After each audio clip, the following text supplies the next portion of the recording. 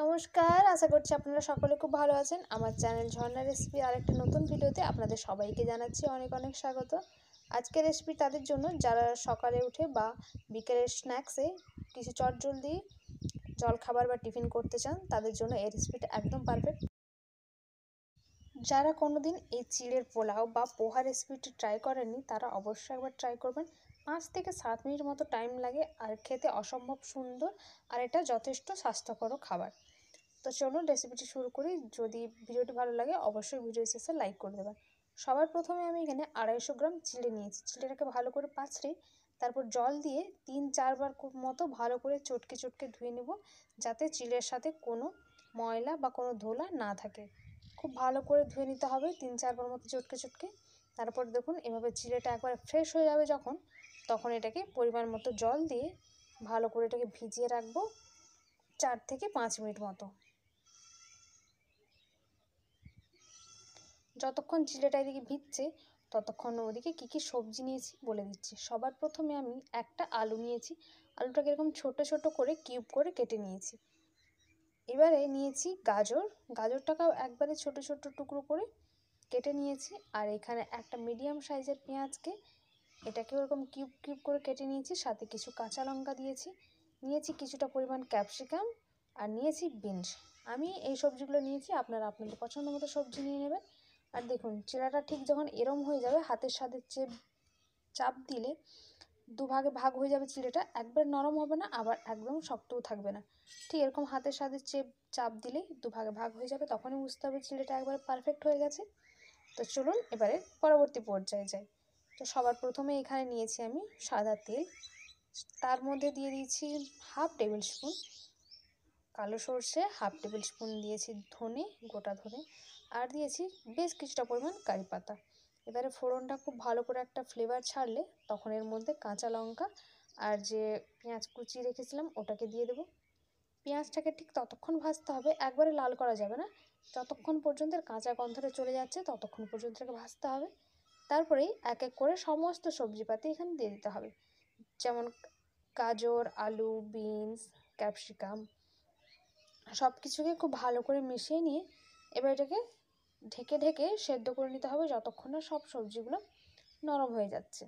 এবারে সবজিটা যাতে খুব তাড়াতাড়ি সেদ্ধ হয়ে যায় তার জন্য এখানে লবণ তো দিতেই হবে। তো স্বাদ মতো লবণ এখানে দিয়ে দেবেন। 2 থেকে 3 মিনিট এভাবে ঢেকে ঢেকে এটাকে ভালো করে সেদ্ধ করে নিতে হবে, যতক্ষণ না পর্যন্ত সবজিটা একবারে সেদ্ধ হয়ে যাচ্ছে।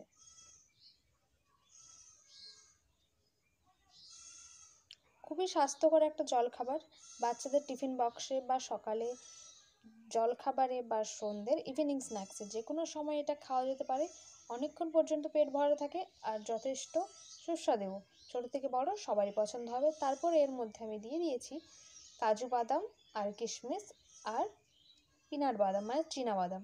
এগুলোকে প্রথমে ভেজে তুলে রাখতে পারেন, কিন্তু একসাথে ভেজে দিলে কোনো অসুবিধা হয় না। একবারে সুন্দর ভাজা হয়ে গিয়েছিল বাদামগুলো। তারপর দেখুন বাদামগুলো দেওয়ার পর আবারও 2 মিনিট মতো ঢেকে নিয়েছিলাম। তারপরে সব কিছু সবজি আর বাদাম সব ভালো করে ভাজা হয়ে গেছে। এই পর্যায়ে এখানে আমি কিছু গুঁড়ো মশলা দেব।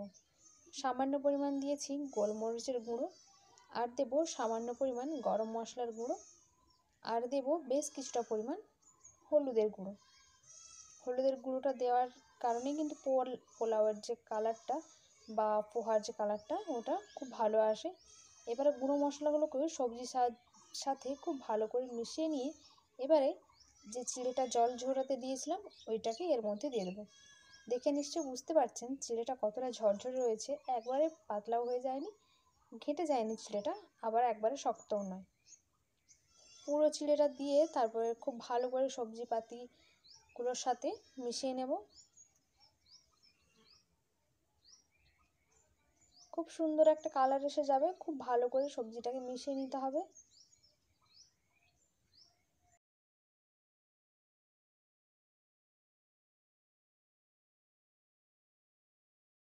দেখুন বেশ কিছুক্ষণ ধরে মিশিয়ে নেওয়ার পর চিড়ের পোলাওটার বা পোহাটার কত সুন্দর একটা কালার এসছে, আর কোনো সবজি ঘেঁটে যায়নি বা চিড়েটাও একবারে ঘেঁটে যায়নি।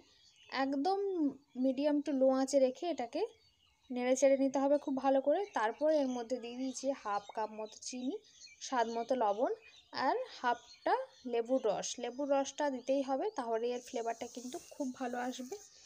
এবারে চিনি, লবণ আর লেবুর রসটাকে আবারও 1 মিনিট মতো খুব ভালো করে চিড়ের পোলাওয়ের সাথে মিশিয়ে নেব।